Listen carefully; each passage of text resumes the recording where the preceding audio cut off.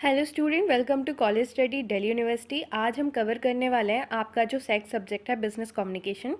ये one shot होने वाला है और इसमें मैं आपको पूरा पढ़ाऊंगी। और अगर आप ये पूरी वीडियो कंप्लीट कर लेते हैं तो इसके बाहर कुछ नहीं आएगा। आप बहुत अच्छे से अपना पेपर करके आ सकते हैं और पूरे 30 मार्क्स, आप 50 मार्क्स जितने का भी पेपर है आप स्कोर कर सकते हैं। और अगर आपको इस वीडियो की नोट्स चाहिए तो आप हमारे टेलीग्राम चैनल को ज्वाइन कर सकते हैं।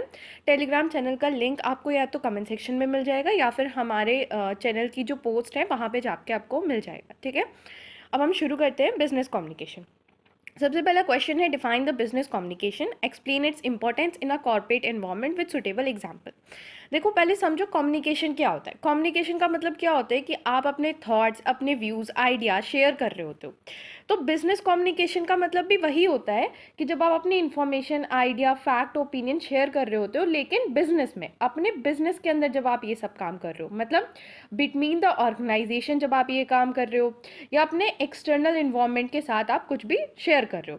और ये बहुत ही इंपॉर्टेंट रोल प्ले करता है, ताकि अगर आप अपने आइडियाज़, थॉट ऑर्गेनाइजेशन में शेयर ही नहीं हो पाएंगे तो काम कैसे होगा। अब मान लो आपके बॉस को आपसे कोई काम कराना है तो वो किसी ऑरल, रिटर्न या वर्बल या नॉन वर्बल कम्युनिकेशन में आपको बताएगा दो कि हाँ ये काम कर दो, तभी तो आप काम करोगे। तो ये इसलिए बहुत ज़रूरी है। अब आ जाते हैं, बिजनेस कम्युनिकेशन जो है वो इंटरनल भी हो सकता है या एक्सटर्नल भी हो सकता है। इंटरनल मतलब ऑर्गेनाइजेशन अपने एम्प्लॉयज़ के, डिपार्टमेंट या मैनेजमेंट के बीच में जब अपनी इंफॉर्मेशन शेयर करती है। और एक्सटर्नल कब होता है, जब बिजनेसेस अपने कस्टमर, इन्वेस्टर या सप्लायर के साथ इंफॉर्मेशन शेयर करती है। अब इसकी इंपॉर्टेंस क्या है, सबसे पहले स्मूथ फ्लो ऑफ इंफॉर्मेशन। देखो, अगर हम अच्छे से कम्युनिकेट करेंगे ना तो इससे जो भी इंफॉर्मेशन है वो थ्रू आउट द ऑर्गेनाइजेशन हमारी चली जाएगी। मतलब बहुत टाइमली और एक्यूरेट इंफॉर्मेशन हम सारे डिपार्टमेंट्स में भेज सकते हैं, जिससे क्या होगा, कोऑर्डिनेशन और टीम वर्क बना रहेगा। जैसे कि यहाँ मैंने एग्जांपल भी दिया है कि प्रोडक्शन डिपार्टमेंट ने बता दिया सेल्स डिपार्टमेंट को कि कितने गुड्स अवेलेबल हैं, और इसके वजह से क्या होगा कि कस्टमर की डिलीवरी डिले नहीं होगी, क्योंकि हमें पता है कि हमें कितने गुड्स की ज़रूरत थी और प्रोडक्शन डिपार्टमेंट ने उतने गुड्स बना भी दिए हैं। देन इससे क्या होता है कि एम्प्लॉय की प्रोडक्टिविटी और मोराल बढ़ता है। देखो, अगर कोई भी हमारा बड़ा प्रोजेक्ट है और जो हमारा बॉस है वो अपने एम्प्लॉयज़ को, मतलब हम एम्प्लॉयज़ हैं और मान लो मेरा बॉस है, अगर वो मुझे क्लियरली बता देता है कि इतना बड़ा प्रोजेक्ट है, ओपन कम्युनिकेशन करता है मेरे साथ और सारी चीज़ें मेरे साथ डिस्कस करता है, तो मेरा मोराल बिल्ट होगा कि भाई बॉस मुझे कितनी इंपॉर्टेंस दे रहे हैं। तो एक ट्रस्ट और बिलोंगिंगनेस जो है ऑर्गेनाइजेशन के साथ वो मेरी बनी रहेगी, मैं बहुत अच्छे से काम करूँगी। इसका एग्जाम्पल भी मैंने लिखा है। देखो, एग्जाम्पल बहुत ही ज़रूरी होते हैं। अगर आप क्वेश्चन में एग्जाम्पल, मतलब अपने आंसर्स में एग्जाम्पल मेंशन करते हो ना, एक तो उससे आपका कंटेंट भी बड़ा होता है। एग्जाम्पल ज़्यादा टाइम मतलब ऐसे रटने की भी ज़रूरत नहीं होती, ईजी टू लर्न होता है। और जो आपका एग्जामिनर होता है उसको भी लगता है कि हाँ बच्चे को समझ आया है कुछ, तो इसलिए एग्जाम्पल लिख कर आना। फिर इससे क्या होता है, डिसीजन इंप्रूव होता है। अगर हम कम्युनिकेट करके जो भी नेसेसरी डेटा या फीडबैक है वो मैनेजर को प्रोवाइड कर देंगे, तो मैनेजर फिर सोच समझ के डिसीजन लेगा कि हाँ ये सारी चीज़ थी, इतना सब डेटा हुआ, ये प्रॉब्लम्स हैं, उनके बेसिस पे सोच समझ के। तो इससे क्या होता है, डिसीजन इम्प्रूव होता है। Then build a strong customer relation. अगर हम ढंग से कम्युनिकेट करेंगे अपनी बात अपने कस्टमर से और अपने सप्लायर से, तो इससे क्या होगा, हमारी लॉन्ग टर्म रिलेशनशिप जो है क्लाइंट के साथ बिल्ड होगी। जैसे अगर हम कस्टमर सर्विस टीम है और वो आपकी कंप्लेंट बहुत अच्छे से हैंडल कर रही है, मान लो आपका जियो का नेटवर्क ख़राब चल रहा है, आपने जियो वालों को फ़ोन किया और वो बहुत अच्छे से आपकी बात को समझ रहे हैं, तो आप अगली बार भी बहुत इफेक्टिवली जियो का सिम यूज़ करोगे, किसी और को भी सजेस्ट करोगे। तो इससे क्या होगा कि स्ट्रॉन्ग रिलेशनशिप बिल्ड होती है। ठीक है, देन नेक्स्ट आ जाते हैं कि क्राइसिस मैनेजमेंट में भी हेल्प करते हैं। अगर कोई भी ऐसी क्राइसिस का टाइम चल रहा होता है और हम अच्छे से चीज़ें कम्युनिकेट कर रहे होते हैं, तो इससे क्या होता है, डाउट वगैरह नहीं रहते, क्लियरिटी रहती है और स्मूथ ट्रांजिशन रहता है। ठीक है, फिर ये सपोर्ट करता है ब्रांड इमेज को बिल्ड करने में और रेपुटेशन में भी। कंपनी क्या करती है, कई बारी पब्लिक को अपनी इन्फॉर्मेशन पहुंचाती है, जैसे एडवर्टीजमेंट के थ्रू, प्रेस रिलीज के थ्रू, सोशल मीडिया अपडेट के थ्रू। वो बताती हैं कि किस तरीके से उनका प्रोडक्ट इंपॉर्टेंट है सोसाइटी के लिए, कैसे वो मतलब सोसाइटी की हेल्प कर रही हैं। कई बारी टाटा को तुमने देखा होगा, अपनी स्टोरीज पे वो शेयर करते हैं कि कैसे उन्होंने स्कॉलरशिप दी, बच्चों की हेल्प हुई। तो इससे क्या है, ब्रांड इमेज बिल्ट हो रही है। ठीक है, देन आ जाते हैं, discuss the interactive and the non interactive technique of communication.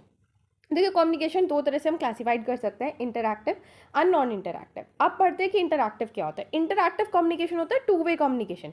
जैसे मान लो आप फ़ोन पे बात कर रहे हो अपनी मम्मी से, उधर इधर से आप बात कर रहे हो, उधर से आपकी मम्मी आपको जवाब दे रही है, तो ये क्या टू वे कम्युनिकेशन है, मतलब आपको फीडबैक भी मिल रहा है, क्लैरिफिकेशन भी मिल रही है, तो it is called interactive communication. इसके फीचर्स क्या होते हैं कि ये जो कम्युनिकेशन होती है वो रियल टाइम होती है, मतलब रियल टाइम में आप इन्फॉर्मेशन एक्सचेंज करते हो, फिर आपको फीडबैक मिलता रहता है, पर्सनल इन्वॉल्वमेंट रहता है और ग्रेटर क्लैरिटी रहती है। अब एग्जाम्पल क्या है इसके, जैसे फेस टू फेस कम्युनिकेशन कर रहे हो, आप सामने आपके कोई खड़ा है और आप बातें कर रहे हो, या फिर आप वीडियो कॉल पे बात कर रहे हो किसी से, ठीक है, या फिर आप टेलीफोन पे कॉन्वर्सेशन कर रहे हो। अब आ जाता है हमारा ये ईमेल आईडी, इंस्टेंट मैसेजिंग भी। अब non interactive technique, non interactive technique में क्या होता है, वन वे कम्युनिकेशन होता है। जैसे आप यूट्यूब का ही एग्जांपल ले लो, मैं यहाँ वीडियोस बना रही हूँ, तो मैं कोशिश पूरी कर रही हूँ कि आपके कोई भी डाउट है मैं बहुत ही अच्छे से समझाऊँ, बट इंस्टेंटली आप मुझे नहीं बोल सकते कि मैम ये चीज़ समझ नहीं आ रही, आप सिर्फ कमेंट सेक्शन में बाद में ही मेरे को बता सकते हो कि it is non interactive communication, it is not two way communication, ठीक है।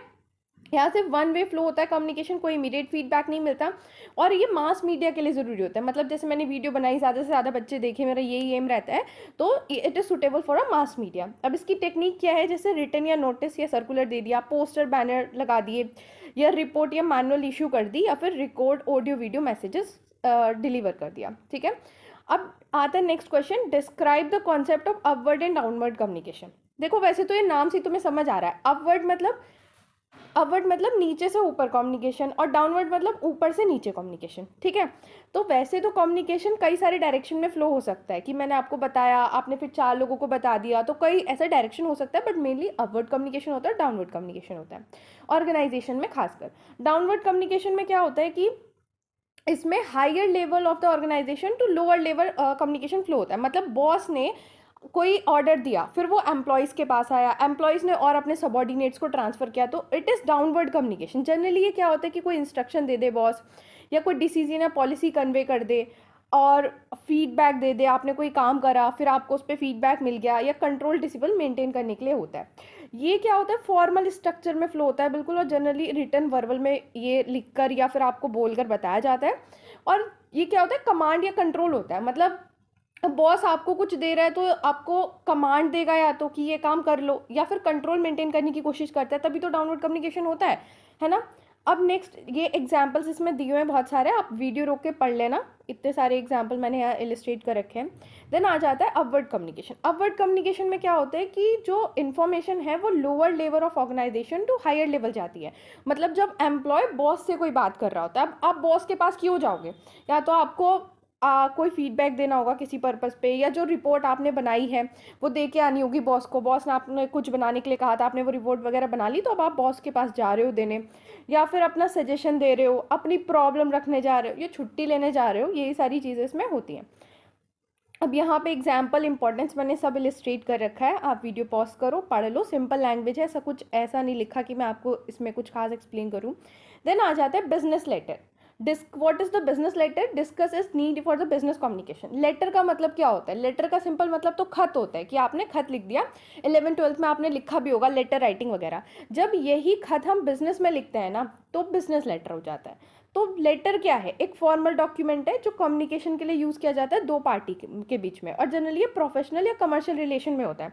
अब आपको अपनी मम्मी से कोई बात कहनी है, अपनी बहन से कोई बात करनी है, तो आप खत लिख के तो भेजोगे नहीं, मारेगी एक आपकी मम्मी की, खत क्यों लिख रहा है, तू यहीं तो बैठा है, बात कर ले, फ़ोन पे बात कर ले, है ना। लेकिन अगर आपको अपने प्रिंसिपल को कोई चीज़ कहनी है, तो या तो आप एप्लीकेशन लिखोगे, लेटर लिखोगे, या अगर आप बिजनेस कर रहे हो तो फिर आप लेटर ही तो लिखोगे फॉर्मल तरीके से, तो दैट इज़ बिजनेस लेटर, बिल्कुल फॉर्मल होता है, कम्युनिकेशन के लिए यूज़ होता है दो पार्टी के बीच में, ठीक है। और ये यूजुअली रिटर्न किया जाता है प्रोफेशनल टोन में। अब आप कोई भी लेटर लिख रहे हो, अब बिजनेस के लिए लिख रहे हो, तो प्रोफेशनली लिखोगे ना उसको, ये थोड़ी लिखोगे हाँ बे यार कैसा है तू, ऐसे थोड़ी लिखा जाएगा, ठीक है। तो इसकी करेक्टरिस्टिक क्या है, फॉर्मल टोन होती है इसकी, क्लियर एंड कंसाइज होना चाहिए, कंसाइज मतलब टू द पॉइंट होना चाहिए, कोई राम कथा या कोई कहानी आप इसमें नहीं लिख सकते। इसका एक ऑलरेडी डिसाइड स्ट्रक्चर्ड फॉर्मेट है, उसी में आपको लिखना है, ठीक है। जैसे पहले ऊपर क्या लिखना है, नीचे आपको क्लोजर लिखना है, बीच में बॉडी है, वही पूरी उस तरीके से आपको लिखना है। देन लेटर हेड में लिखा जाता है। अगर आपको पता होगा, आपने इंटर्नशिप वगैरह की होगी, तो आपका जो ऑफर लेटर आता है वो लेटर हेड में होता है, कंपनी का नाम लिखा होता है ऊपर, तो ऐसा प्रॉपर लेटर हेड होगा ये। और ये कम्युनिकेशन का रिकॉर्ड होता है, मतलब बाद में कोई जाके आपको ये नहीं कह सकता कि आपने तो मुझे ऐसा कोई लेटर लिखा ही नहीं। अरे लिखा था, क्योंकि एक कॉपी आपके पास होगी, एक उसके पास होगी, तो ये आपका फ्यूचर रेफरेंस भी इसमें रहता है। देन आ जाता है इसकी नीड क्या है। तो ये फॉर्मल कम्युनिकेशन टूल है, मतलब अपनी बात पहुंचाने का तरीका है, वो भी बहुत फॉर्मली, एक अच्छे तरीके से।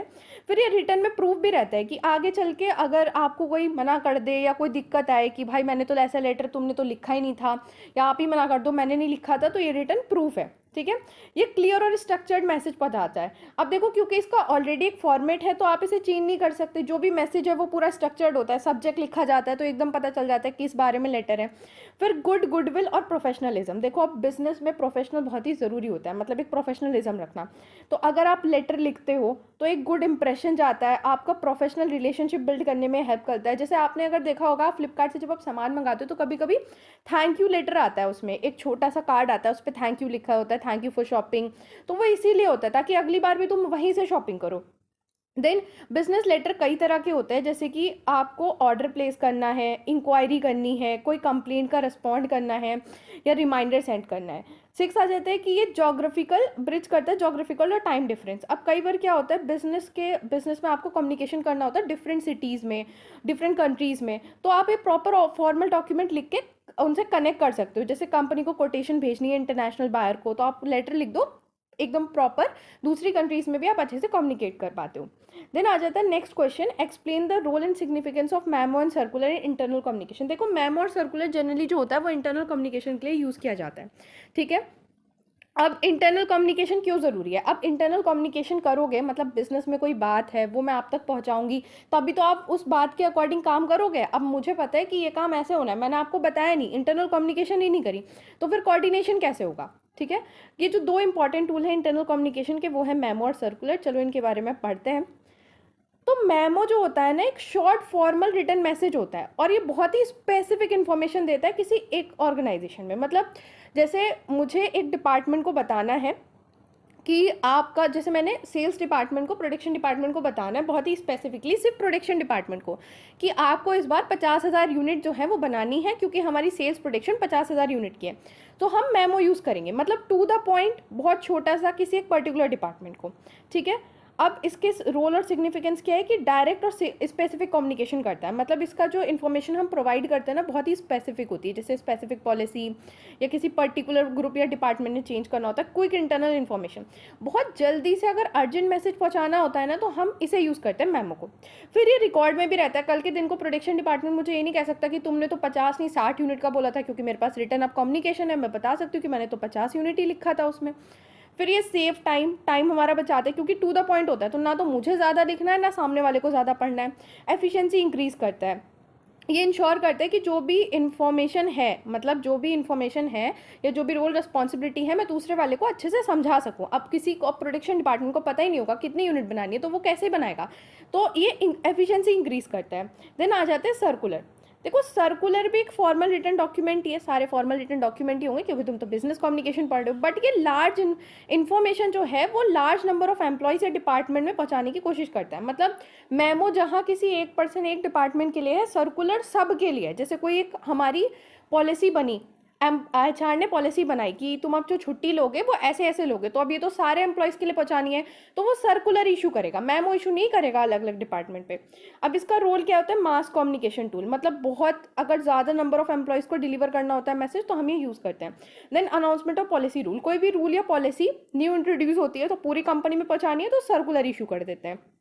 देन ये इंश्योर करते हैं कि यूनिफॉर्मिटी रहे मैसेज में, मतलब एक ही मैसेज सबको जाएगा, तो कोई भी मिसकम्युनिकेशन नहीं होगी और कोई इनकन्सिस्टेंसी नहीं होगी।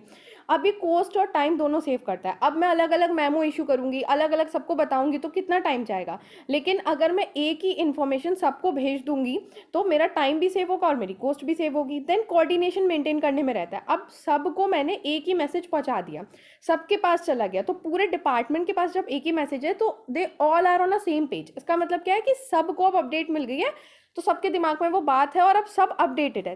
तो ये मुहावरा यहाँ पे लिखा है, they are on a same page. Then आ जाता है next question, explain the concept of persuasive communication and its relevance. Persuasive communication क्या होती है।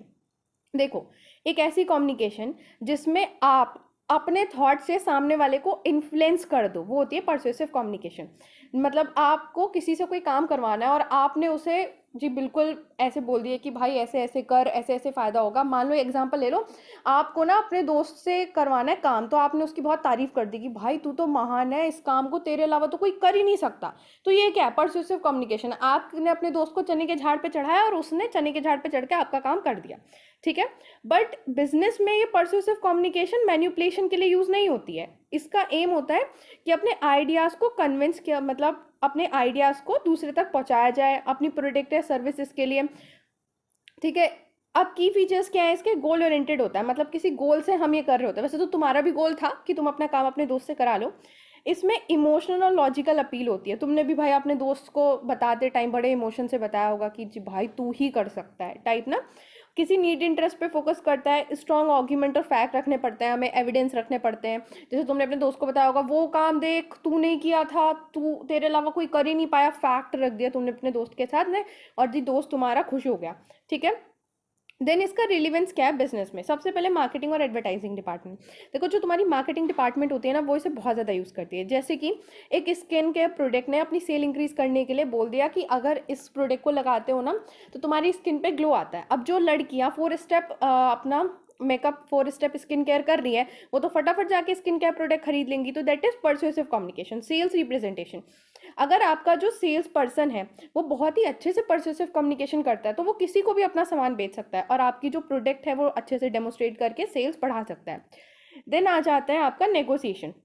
अगर बिजनेस अच्छे से नेगोशिएट कर पाता है अपने क्लाइंट, वेंडर या एम्प्लॉयज से, अपनी परsuasive स्किल से, तो वो म्यूचुअल बेनिफिट्स देख पाता है। जैसे कि एग्जांपल दे रखा है, कंपनी ने सप्लायर को परसुएट कर दिया कि उससे ज़्यादा से ज़्यादा डिस्काउंट दे, क्योंकि कंपनी ने उसको बोला कि आगे भी तो आपको हमारे साथ ही बिजनेस करना है, तो बस काम खत्म हो गया।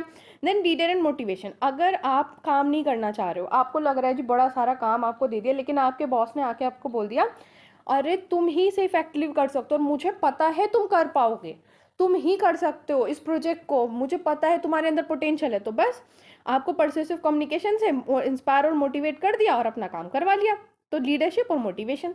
देन इंटरनल प्रपोजल और अप्रूवल। मान लो एम्प्लॉय ने अपना नया आइडिया रखा प्रोजेक्ट का, स्ट्रैटेजी बॉस के सामने, सुपीरियर के सामने, ठीक है। तो अगर उसके पास परsuasive कम्युनिकेशन की स्किल होगी तो वो अपने आइडिया को इम्प्लीमेंट कराने के लिए बॉस को मना लेगा, ठीक है। Then public relation and the brand image. कई बार क्या होता है, कंपनी ना परsuasive कम्युनिकेशन की हेल्प से प्रेस रिलीज, स्पीच वगैरह देती हैं और अपनी पॉजिटिव इमेज बिल्ड करने की कोशिश करती हैं अपने कस्टमर्स में, ठीक है। तो इस वहाँ भी परsuasive कम्युनिकेशन बहुत इंपॉर्टेंट होती है। देन आ जाता है हमारा next topic, write a short note on various citing method. पहले समझो साइटेशन क्या होता है। साइटेशन एक प्रोसेस है जिसके थ्रू जहाँ से भी आपने इन्फॉर्मेशन ली है, मान लो आपने मेरे नोट से इन्फॉर्मेशन ली है तो आप मेरे को क्रेडिट दे रहे हो, तो उसे कहते हैं साइटेशन। अब मैं देखती हूँ कि कई बार बच्चे पढ़ के चले जाते हैं, वीडियो को चैनल को सब्सक्राइब भी नहीं करते, क्रेडिट ही नहीं देते। भाई दो क्रेडिट, पढ़ रहे हो बहुत अच्छी बात है, तुम्हारे अच्छे नंबर आ रहे हैं, कम से कम चैनल को सब्सक्राइब तो कर लो। तो साइटेशन में ये प्रॉब्लम को सॉल्व करता है। मतलब क्या होता है कि अगर आपने कहीं से कोई भी इन्फॉर्मेशन उठाई है और अपने लिए यूज़ की है तो आप उसका क्रेडिट दे रहे हो। इससे क्या होता है, प्लेगरिज्म नहीं होता। प्लेगरिज्म मतलब वो एक चीज़ जो है कई सारे लोग क्लेम नहीं करते कि ये मैंने लिखी है, ये भी मैंने लिखी है, 4 लोग आके क्लेम नहीं कर सकते। जिसने लिखा है उसी का वो होता है और ये वेरीफाई भी करता है सोर्स को। मान लो अगर मैं पढ़ रही हूँ और मुझे लग रहा है ये इन्फॉर्मेशन गलत है, लेकिन आगे उसने लिख दिया कि उसने कहाँ से ये डॉक्यूमेंट से उठाई है, तो मैं वेरीफाई कर सकती हूँ सही है या नहीं है। देन इसके वेरियस स्टाइल्स अब हम पढ़ते हैं। पहला है APA स्टाइल, अमेरिकन साइकोलॉजिकल आइसोसिएशन। ये मेनली सोशल साइंस में यूज़ होता है, जनरली एजुकेशन या सोशल साइंस में। क्या होता है कि जब टेक्स्ट लिखते हैं ना, मतलब एक लाइन मैंने लिख दी, यहाँ पे देखो मैंने एक लाइन लिख दी, कोई ये लाइन है, ओ साफ नहीं दिख रही, ये लाइन है, ये लाइन मैंने उठाई है एक पब्लिकेशन से, जैसे सुमित 2022, तो मैं इसके आगे लिख दूंगी सुमित 2022, ठीक है। तो टेक्स्ट में मैंने ऐसे लिख दिया और नीचे जब मैं रेफरेंस में लिखूंगी तो मैं ये पूरी चीज़ ऐसे लिख दूंगी, मतलब ऑथर का last name, then first essential year और फिर title of the book of the publisher, ठीक है। ये होता है हमारा अमेरिकन साइकोलॉजिकल एसोसिएशन।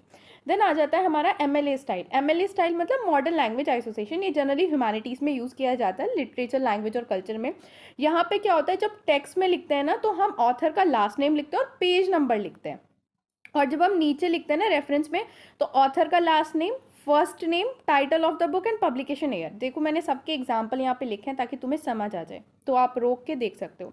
देन आ जाता है तीसरा स्टाइल हमारा Chicago style. Chicago style generally history, business और फाइन आर्ट में यूज होता है।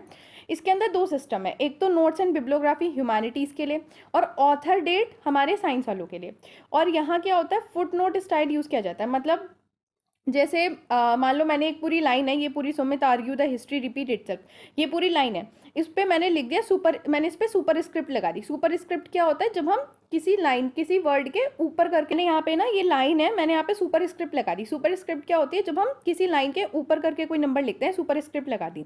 अब मैं नीचे फुट नोट में यही वाली जो सुपर स्क्रिप्ट है इसको एक्सप्लेन कर दूंगी। तो ये इनका स्टाइल होता है कि सुपर स्क्रिप्ट नंबर टेक्स्ट में कर दिया और फुल साइटेशन जो है वो फुट नोट मतलब नीचे पेज के दे देते हैं। देन आ जाता है हमारा हार्वर्ड स्टाइल। हार्वर्ड स्टाइल क्या होता है, अकेडमिक और साइंटिफिक रिसर्च के लिए यूज होता है। ये सिमिलर टू एपीए स्टाइल होता है पर थोड़ा इसका डिफरेंट फॉर्म है। इसमें क्या होता है, ऑथर का लास्ट नेम और ईयर ले लेते हैं, और जब रेफरेंस लिखते हैं तो भी ऑथर का last name, initial year, title, edition लिख देते हैं और प्लेस ऑफ द पब्लिकेशन भी लिखते हैं। यहाँ पे इसका एग्जाम्पल मैंने आपको दे रखा है, तो आप इसे अच्छे से देख सकते हो कि कैसे लिखते हैं। देन आ जाता है हमारा next question, how can a library be used in effective medium for collecting a data information. देखो लाइब्रेरी आपको पता है हर एक के कॉलेज में लाइब्रेरी होती है, सोल की अपनी लाइब्रेरी है, पीजी वालों की अपनी लाइब्रेरी है। उसमें क्या होता है, बुक्स होती हैं। बुक्स क्या होती है, सोर्स ऑफ नॉलेज होती हैं, और ये भाई रिसर्च, लर्निंग और अकेडमिक एक्टिविटी में बहुत अच्छा काम करती है। भले वो बातें लगे कि तुम जाके लाइब्रेरी में कोई बैठ के पढ़ता नहीं है, तुम में से पढ़ते तुम लास्ट में अपनी यूट्यूब वीडियोज़ और इन्हीं सब से हो, बट लाइब्रेरी भी सोर्स ऑफ नॉलेज है, ठीक है। तो ये बहुत ही अच्छा तरीका होता है कि अगर तुम्हें कोई भी इन्फॉर्मेशन चाहिए तो तुम बुक वहाँ पे देख सकते हो और इफेक्टिवली अपना डेटा कलेक्ट कर सकते हो। अब किस तरीके से लाइब्रेरी हेल्प करती है, सबसे पहले लाइब्रेरी के अंदर बुक्स होती है और बहुत सारा रेफरेंस मटेरियल होता है जिनके आप उठा के पढ़ सकते हो, और आपको वो रिलायबल और इन डेप्थ इन्फॉर्मेशन आपको दे देंगी। जैसे कि स्टूडेंट को इकोनॉमिक्स का प्रोजेक्ट बनाना था तो उसने इकोनॉमिक्स की टेक्स्ट बुक उठाई, जर्नल उठाया, वहाँ से डेटा कलेक्ट किया और अपना पूरा प्रोजेक्ट वगैरह बना लिया। देन आ जाता है academic journals and the research paper. कई सारी जो लाइब्रेरी होती है ना, वो नेशनल इंटरनेशनल जर्नल्स जो होते हैं, पीरियोडिकल्स या रिसर्च पेपर जो होते हैं, उनका सब्सक्रिप्शन लेके लगती हैं, ठीक है, ताकि वो अपडेट और ऑथेंटिक अकेडमिक रिकॉर्ड स्टूडेंट्स को प्रोवाइड करते हैं। यहाँ पे मैंने एग्जांपल भी दे रखा है।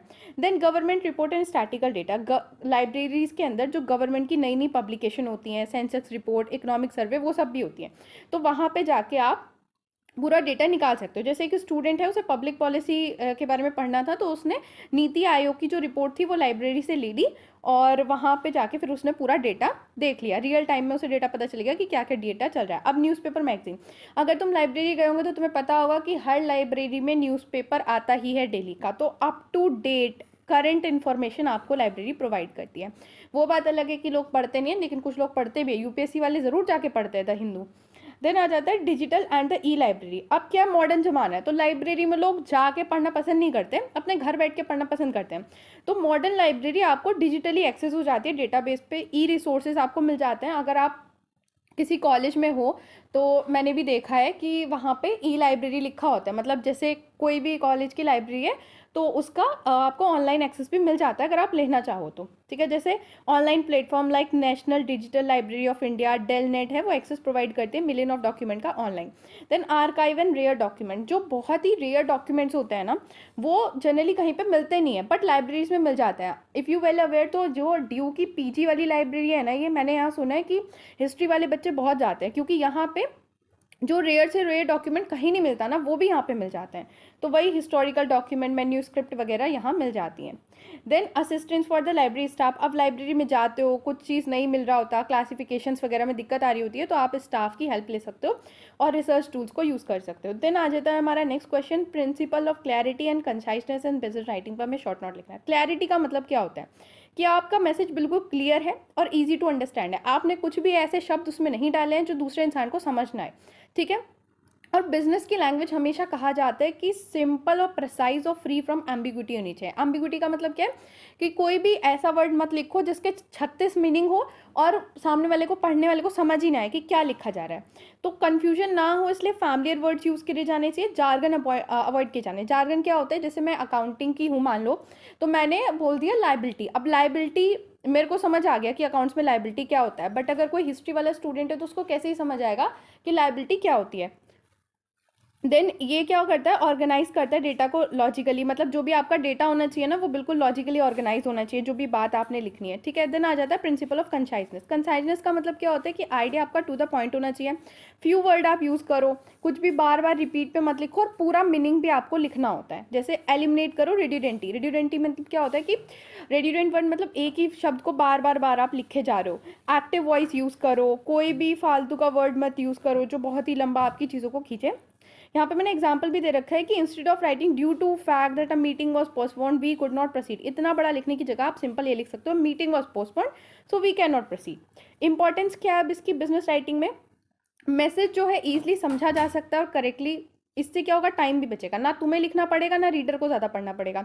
प्रोफेशनलिज्म इन्हांस होता है, ये मिसकम्युनिकेशन और एरर वगैरह को भी रिड्यूस कर देता है। देन आ जाता है आपका next question, analyse. Write a report analysing a reason for high employ turnover in a retailer organisation and suggest a measure. हमें पूरी रिपोर्ट लिखनी है, तो पहले रिपोर्ट कैसे लिखी जाती है, देखो ऐसे स्टार्ट किया जाता है, डेट टू फ्रॉम सब्जेक्ट लिखना पड़ता है, ऐसे सब्जेक्ट आपने लिख दिया। देन आपने प्रॉपर रिपोर्ट में इंट्रोडक्शन लिख दिया, मतलब किस लिए आपको रिपोर्ट लिखनी है।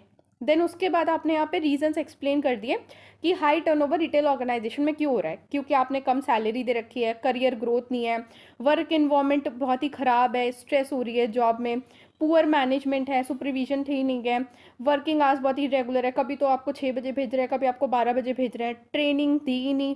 तो ये सारे रीजंस हो सकते हैं।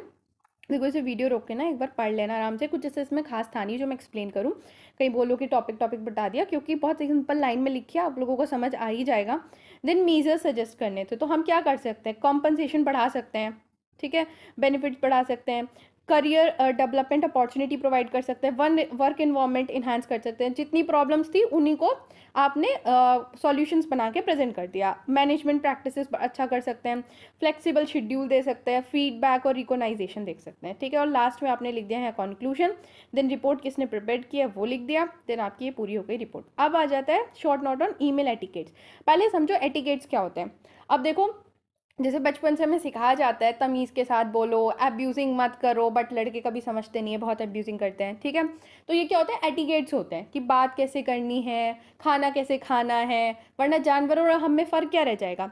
तो ईमेल लिखते टाइम भी ना कुछ एटिकेट्स का ध्यान रखना होता है, तो वही हमें पढ़ना है। देखो ईमेल जो है ना बहुत ही प्रोफेशनल होता है, और ईमेल लिखने में ना प्रोफेशनल बिहेवियर आपको शो करना होता है। तो की पॉइंट्स क्या है कि सबसे पहले आपको क्लियर सब्जेक्ट लाइन लिखनी है। ईमेल में अगर आपने कभी लिखा होगा, आपको पता है सब्जेक्ट लिखना होता है, तो वो सब्जेक्ट आपका बिल्कुल क्लियर होना चाहिए कि पढ़ते ही समझ आ जाए कि किस लिए लिखा है। फिर प्रोफेशनल लैंग्वेज लिखो, ईमेल में ये मत लिखो हाँ बे तू कैसा है, वो प्रोफेशनल लैंग्वेज नहीं है ना। बिल्कुल पोलाइट टोन रखो, रेस्पेक्टफुली लिखो, क्योंकि आप प्रोफेशनल तरीके से लिख रहे हो। ग्रीटिंग और क्लोजिंग वर्ड प्रॉपर यूज़ करने हैं, जैसे dear mister Singh, polite closure, best regard, sincere, clear and concise, मतलब छोटा लिखो लेकिन बिल्कुल ऐसा लिखो कि सामने वाले को समझ आए। ग्रामर और स्पेलिंग बिल्कुल ठीक लिखो, ऐसा ना लगे कि पास्ट की चीज़ आप लिख प्रेजेंट में रहे हो, पास्ट फॉर्म यूज़ कर रहे हो, तो बंदा समझ ही नहीं पा रहा कि हो गया है कि अभी होना है। फिर कैपिटल वर्ड्स कभी यूज़ नहीं करने चाहिए, सारे कैपिटल वर्ड्स अगर यूज़ करते हो तो ऐसा लगता है कि आप शाउट कर रहे हो, ठीक है। आप प्रोफेशनल ईमेल आईडी से ईमेल भेजो, ऐसा नहीं है कि कोई भी @, पापा की परी, @, कोई भी ऐसी आईडी यूज़ नहीं करनी है, आपको प्रोफेशनल ईमेल आईडी यूज़ करनी है। फिर आपको ईमेल का रिप्लाई भी जल्दी करना होता है, ऐसे नहीं कि ईमेल आ गया तो कोई इंपॉर्टेंट ईमेल है बट आप ना महीनों बाद रिप्लाई कर रहे हो, उसका कोई मतलब नहीं रह जाता। देन सीसी और बीसीसी का अप्रोप्रिएट यूज़ करना होता है, और अपना ईमेल जो है वो फॉरवर्ड नहीं करना होता ज़्यादा, और स्पैम अवॉइड करना होता है, कई सारे ईमेल बार बार भेजना नहीं चाहिए। देन आ जाता है difference between verbal and non verbal communication.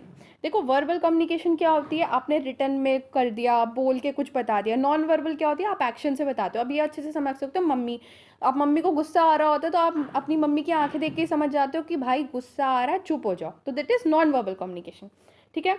अब इसमें पहली डेफिनेशन आ जाती है, जो कम्युनिकेशन हम बोल के या रिटर्न तरीके से यूज़ करते हैं दैट इज़ वर्बल कम्युनिकेशन, जो हम विदाउट वर्ड यूज़ करते हैं, body language expression, that is non verbal communication.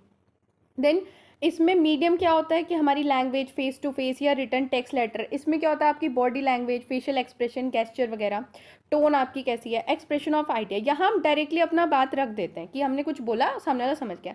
यहाँ हम इनडायरेक्टली बात रखते हैं कि हमारे एटीट्यूड, हमारे शक्ल देख के सामने वाला समझ जाए कि हमें गुस्सा आ रहा है। क्लियरिटी, यहाँ प्रॉपर क्लियरिटी रहती, क्योंकि हम वर्ड में सब कुछ कह रहे हैं। या क्लियरिटी नहीं रहती, अब आपको दिख रहा है कि मम्मी गुस्सा तो है, बट किस पे गुस्सा है ये नहीं पता, क्योंकि मम्मी ने बताया थोड़ी है। एग्जाम्पल इसमें मैंने आपको दे दिया है, ये आप देख सकते हो। नेक्स्ट आ जाता है इम्पोर्टेंस और फीडबैक, ये आप पढ़ सकते हो, कुछ ऐसा खास है नहीं, नॉर्मल डिफरेंस लिखा हुआ है। मैंने समरी भी प्रोवाइड किया, आप पढ़ लो। फिर आ जाता है listening as a tool of communication. देखो लिसनिंग बहुत ही ज़रूरी चीज़ है कम्युनिकेशन के टूल को, क्योंकि जब तक आप मेरी बात सुनोगे नहीं, आपको समझ क्या आएगा मैं क्या बोल रही हूँ। मैं आपको बता रही हूँ बिजनेस कम्युनिकेशन के बारे में, आप सुन ही नहीं रहे, आप उधर से मुझे कॉर्पोरेट गवर्नेंस के क्वेश्चन पूछ रहे हो, तो दिस इज मिसकम्युनिकेशन, बिकॉज आप सुन नहीं रहे हो। तो listening is very important as a tool of communication, because अगर ये एक्टिव प्रोसेस होता है, आप रिसीव कर पाते हो, इंटरप्रेट कर पाते हो, अंडरस्टैंड कर पाते हो जो भी मैसेज कोई सामने वाला बोल रहा है। अब इंपॉर्टेंस क्या है लिसनिंग की, तो आपकी अंडरस्टैंडिंग बढ़ाता है। अब अगर मैं बोल रही हूँ चीज़ें, आप सुन ही नहीं रहे, तो आपको समझ क्या आएगा कि मैं पढ़ा क्या रही हूँ। तो अंडरस्टैंडिंग इन्हांस करने के लिए लिसनिंग जरूरी है, ट्रस्ट बिल्ड करने के लिए और रिस्पेक्ट बिल्ड करने के लिए। देखो अगर कोई इंसान आपको बहुत ही अपनी दुख भरी कहानी सुना रहा है और आप नहीं सुन रहे हो, तो उसे क्या लगेगा कि आप उसके लिए एम्पैथी फील नहीं कर रहे हो, तो आपको रेस्पेक्ट आप नहीं शो कर रहे हो। तो बिजनेस मतलब लिसनिंग बहुत ही ज़रूरी है, म्यूचुअल रिस्पेक्ट शो करने के लिए और अपने रिलेशन में स्ट्रेंथ प्रोवाइड करने के लिए। फैसिलिटेट ऑफ फीडबैक, अगर आप लिसन करोगे, ढंग से किसी की बात समझोगे, तभी आप उसे फीडबैक अच्छा प्रोवाइड कर सकते हो। आप सुनोगे ही नहीं तो आपको डाउट रहेंगे, आप सॉल्व भी नहीं कर पाओगे किसी सामने वाले की प्रॉब्लम। रिड्यूस द कॉन्फ्लिक्ट, देखो आधे से ज़्यादा लड़ाई इसलिए होती है क्योंकि सामने वाला आपकी बात नहीं सुन रहा होता। अगर वो सुने और समझे तो आपके बीच में कलेश ही ना हो, है ना। तो दूसरी पार्टी का पॉइंट समझना बहुत ही ज़रूरी है और ये लिसनिंग से ही होता है। इम्प्रूव द लर्निंग, अगर आप सुनोगे तो आपको नॉलेज गेन होगी, आप नई नई स्किल सीखोगे और अपडेट रहोगे इन्फॉर्मेशन के लिए। तभी तो कहते हैं रेडियो सुनना चाहिए, न्यूज़ सुननी चाहिए। सुनना क्यों, वही आप अपडेट रहो। अब आ जाता है टाइप ऑफ लिसनिंग, कितनी तरह की लिसनिंग होती है। सबसे पहली आती है एक्टिव लिसनिंग। देखो जब तुम्हारा दोस्त कोई तुम्हें ऐसी चटपटी कहानी सुना रहा होता है तो तुम बहुत ही कंसंट्रेशन और अंडरस्टैंडिंग के साथ सुन रहे होते हो, that is called active listening.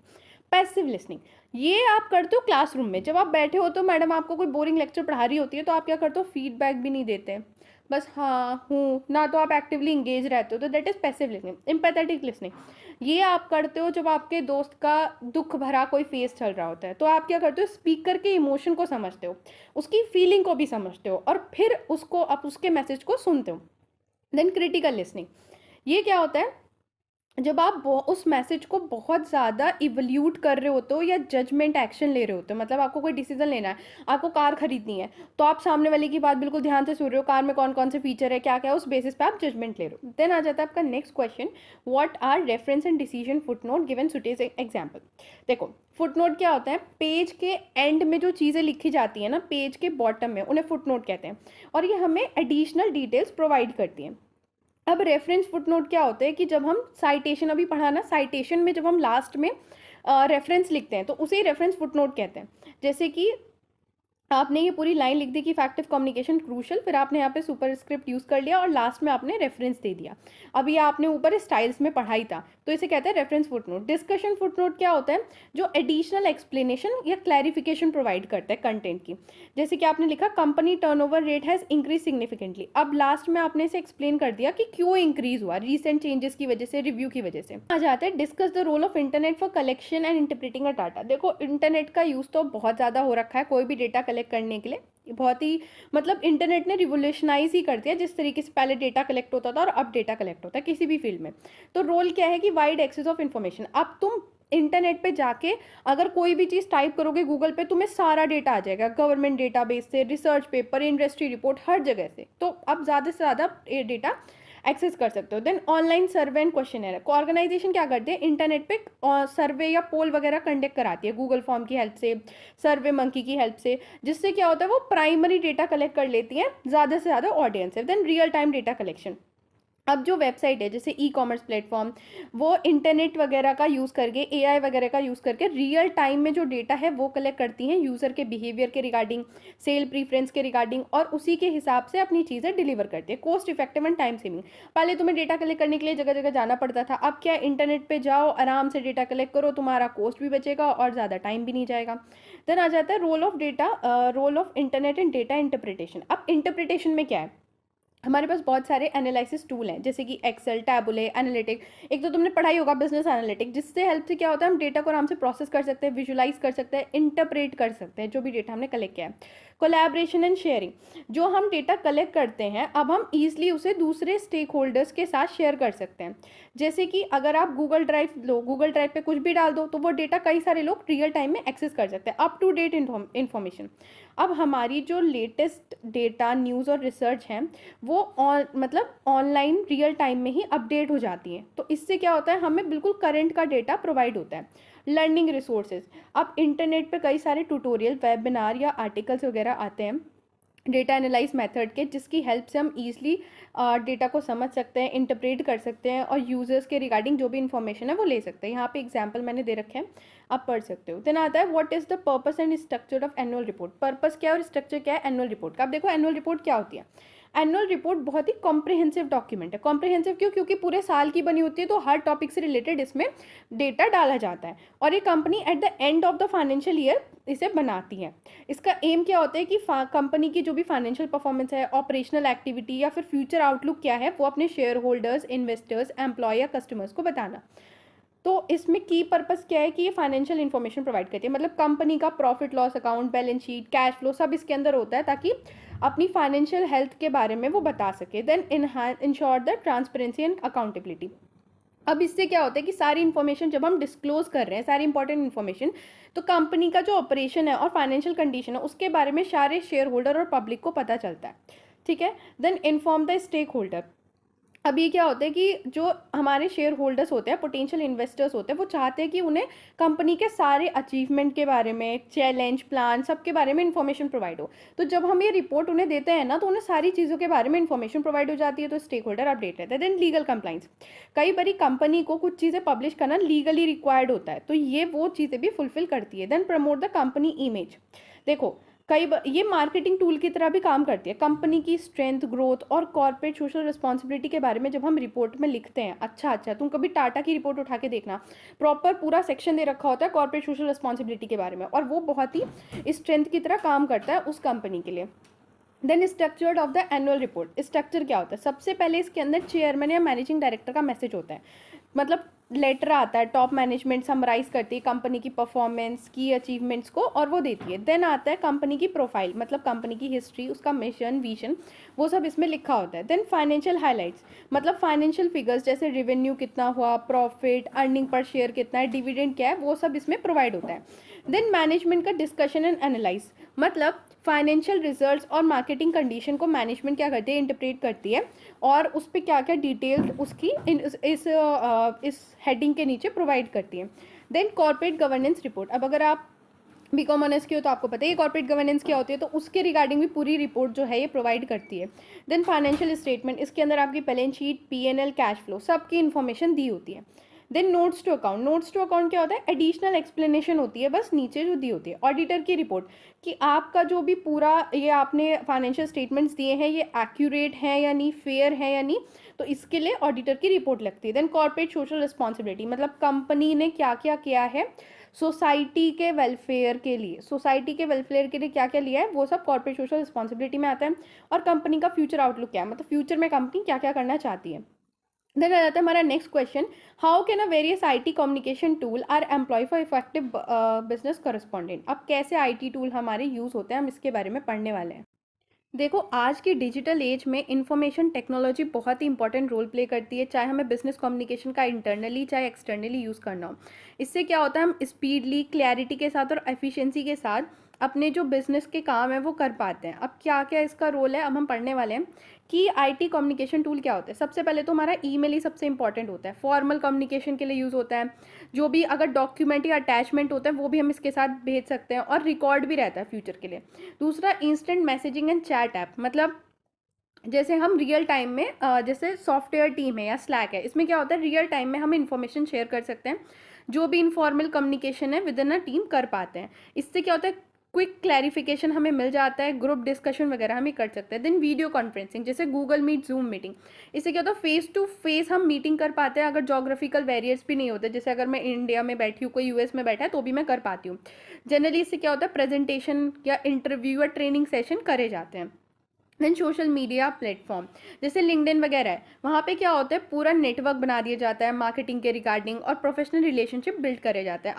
अब अपनी कंपनी के रिगार्डिंग जॉब पोस्ट करते हो, वहाँ पे इंगेज करते हो क्लाइंट के साथ, ये वही सब इसमें आता है। Cloud collaboration, Google drive, drop box और वन ड्राइव, इसमें क्या होता है कि जो भी हमारा डॉक्यूमेंट है वो एडिटिंग के लिए या फिर प्रेजेंटेशन के लिए हम वहाँ शेयर करते हैं और सारे स्टेक होल्डर उसको एक्सेस कर पाते हैं। देन आता है कस्टमर रिलेशनशिप मैनेजमेंट सॉफ्टवेयर, ये सॉफ्टवेयर होता है जो मैनेज करता है और ट्रैक करता है जितने भी कम्युनिकेशन हम क्लाइंट से या कस्टमर से करते हैं, और कस्टमर्स को पर्सनलाइज्ड सर्विस प्रोवाइड करता है। Then web based project management, इसमें क्या होता है कि हम ना डेडलाइन वगैरह इसमें लिख देते हैं, मतलब टास्क क्या है, डेडलाइन क्या है, और डिटेल प्रोजेक्ट की डाल देते हैं, और फिर पूरी टीम मेंबर अपडेट हो जाती है कि प्रोजेक्ट आया है और वो इस पर काम करने लगते हैं। अब बेनिफिट क्या है आईटी टूल को यूज़ करने के बिजनेस करस्पॉन्डिंग में, वो हम पढ़ते हैं। सबसे पहले स्पीड एंड एफिशिएंसी, हमारा मैसेज इंस्टेंटली डिलीवर हो जाता है और हमारा टाइम बचता है। दूसरा कॉस्ट इफेक्टिवनेस, मतलब हमारी जो कॉस्ट है वो कम हो जाती है कि हमें फिजिकली मीट नहीं करनी पड़ती, पेपर बेस्ड कम्युनिकेशन नहीं करना पड़ता। ग्लोबल रीच, अब हमारे स्टेक होल्डर्स अगर वर्ल्ड वाइड हैं तो भी हम आराम से उनसे डिटेल पहुंचा सकते हैं। देन रिकॉर्ड कीपिंग, जो हमारे टूल्स हैं, मतलब ये जो हमारे जनरली टूल्स हैं ना, वो ऑटोमेटिकली सारे रिकॉर्ड को सेव करके रखते हैं, तो रिकॉर्ड एकदम की मतलब हमारा रिकॉर्ड अपडेट रहता है। फिर enhance the collaboration, real time में हम इंटरेक्शन कर सकते हैं, फाइल शेयर कर सकते हैं, इससे क्या होता है, टीम वर्क हमारा बढ़ता है और प्रोडक्टिविटी भी बढ़ती है। अब इसका एग्जांपल देख लो कि कंपनी ने ईमेल का यूज़ किया ऑफिशियल प्रपोजल भेजने के लिए अपने क्लाइंट के लिए, फिर इंस्टेंट मैसेजिंग की उसके साथ ताकि वो क्विक इंटरनल कोऑर्डिनेशन कर सके, वीडियो कॉन्फ्रेंसिंग का यूज़ किया ताकि वो क्लाइंट के साथ मीटिंग कर सके, और स्मूथ इफेक्टिवनेस कम्युनिकेशन किया हर एक स्टेज पे। देन आता है what are the advantage of email, email के एडवांटेज क्या है, स्पीडी कम्युनिकेशन, ईमेल जो है वो इंस्टेंटली डिलीवर हो जाता है वर्ल्ड में कहीं भी, और क्विकली हमारी इन्फॉर्मेशन एक्सचेंज होती है। कॉस्ट इफेक्टिवनेस, अगर हम ईमेल भेजते हैं ना तो वो जो पोस्ट मेल होते हैं या कोरियर सर्विस होती है उनसे तो सस्ता ही रहता है, तो हमारा सेव कर देता है मनी और टाइम। देन कन्वीनियंस, ईमेल हम कभी भी भेज सकते हैं किसी भी टाइम पे, कंप्यूटर पर और स्मार्टफोन होना चाहिए बस हमारे पास। Easy document and record keeping, अब ईमेल में ना हम कोई भी चीज़ स्टोर भी कर सकते हैं, सर्च भी कर सकते हैं, फ्यूचर रेफरेंस के लिए भी रख सकते हैं, क्योंकि ईमेल एक बार भेज दिया तो वो डिलीट फ्रॉम एवरीवन नहीं होता है। देन हम इसमें अटैचमेंट भी भेज सकते हैं, कोई फाइल प्रेजेंटेशन अटैच करके भेजनी है तो वो भी हम इसमें ऐड कर सकते हैं। Then support a group communication, email से क्या होता है कि हम मल्टीपल बंदे को भेज सकते हैं बीसीसी और सीसी को यूज़ करके, तो एक ही बार में कई सारे लोगों को हम भेज सकते हैं। इन्वायरमेंटल फ्रेंडली, हमें पेपर यूज़ नहीं करना पड़ता तो इन्वायरमेंटल फ्रेंडली होता है। देन ये क्या करता है, इन्हांस करता है हमारी एफिशिएंसी, क्यों, क्योंकि हम जल्दी से डिसीजन ले सकते हैं, स्मूथ कम्युनिकेशन कर सकते हैं। और ग्लोबल रीच, मतलब डिफरेंट कंट्रीज़ में भी हम ईमेल भेज सकते हैं, डिफरेंट टाइम जोन में भी विदाउट द डिले। इसी के साथ तुम्हारा बिजनेस कम्युनिकेशन पूरा खत्म हो जाता है। इस वीडियो के अगर नोट्स चाहिए तो टेलीग्राम ज्वाइन कर लेना, और आई एम प्रिटी श्योर अगर आप ये वीडियो पूरी कंप्लीट कर रहे हो, अगर आप अब यहाँ तक आ रहे हो तो आपका पेपर बहुत अच्छा जाने वाला है। बस अच्छे से एक बार नोट्स रिवाइज कर लेना and you are done. Thanks for watching, video को लाइक करो, चैनल को सब्सक्राइब